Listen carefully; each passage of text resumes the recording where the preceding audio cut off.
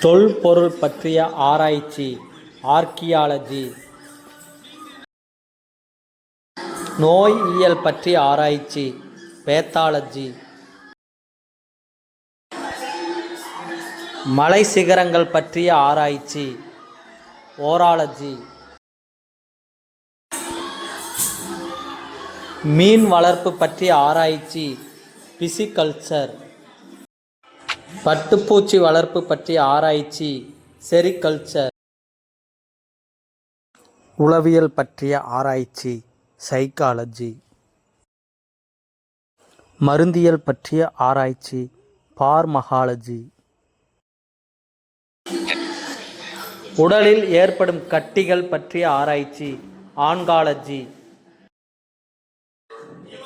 மொழியியல் பற்றிய ஆராய்ச்சி பினாலஜி. கனவுகள் பற்றிய ஆராய்ச்சி ஒனிராலஜி.